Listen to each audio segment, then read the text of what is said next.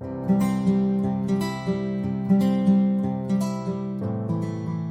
everyone, my name is Gray. I'm the dietitian and health coach with MLK Health Center and Pharmacy.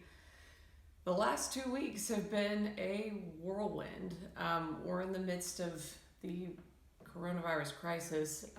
We're in Louisiana, and for those of you here, I'm filming this on the 25th, so we're a couple days into the lockdown essentially. So we've been asked to not leave our homes unless it's absolutely essential to get food or medications.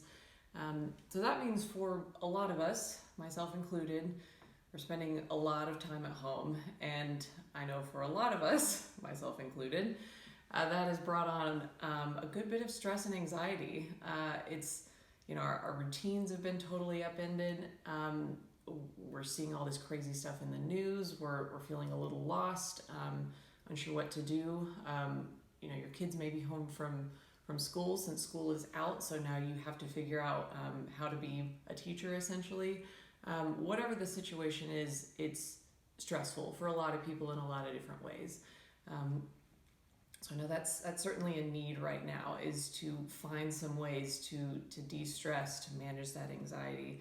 So that's what I wanted to talk about in this video. And I do want to provide a little disclaimer here. These are just things that I've found to be helpful, or that I've found online through researching. I don't have kids. I have my husband and a dog, and so that keeps me busy, but I know that my situation is not the same as everybody else's. So just something to keep in mind. But even considering that, I think a lot of these things are going to be helpful, at least in one way or another, for most folks. So a reason that we want to manage our stress and anxiety is because if we are really stressed chronically, day in and day out, that's going to have an impact on our immune system. And right now we want to keep our immune system strong to prevent or potentially fight off the coronavirus if we were to be exposed. So there are a few different ways that I think we can do that. We can help decrease our stress and manage our anxiety. The first one is to filter what is coming in. So there are a few different ways to look at this. One could be the media that we're consuming. I had a gentleman that I was talking to who worked in journalism, media type world, and he said if it bleeds, it leads. These companies are relying on clicks, on shares, on views. They want people to consume what they're putting out, and they do that by having sort of these sensational and oftentimes negative headlines.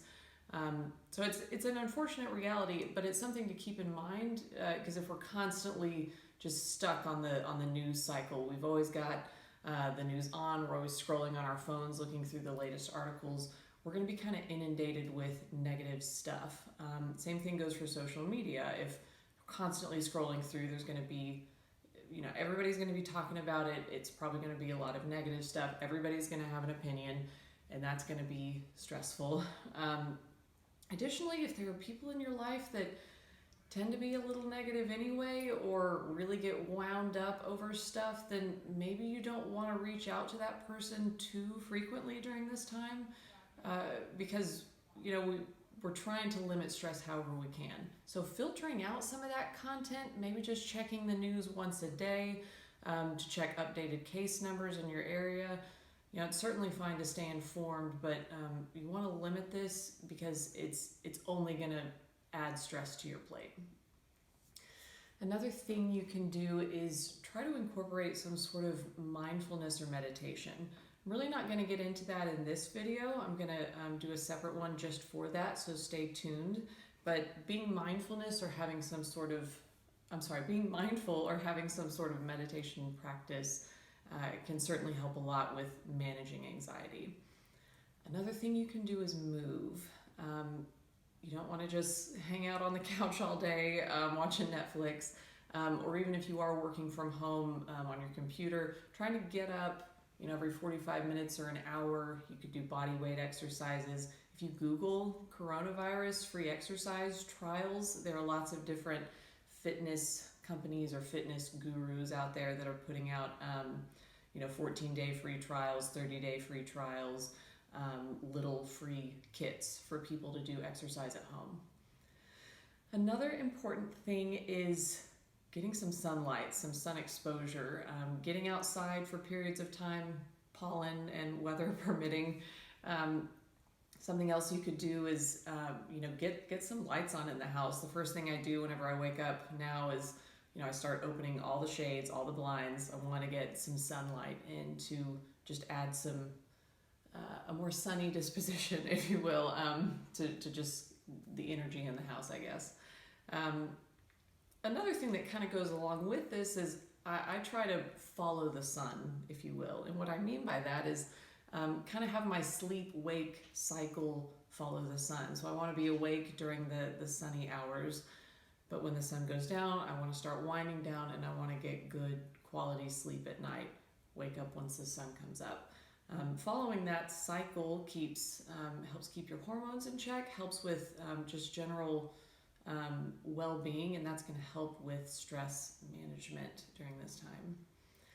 A final tip is to be nice. Just be kind, not just to others, but to yourself.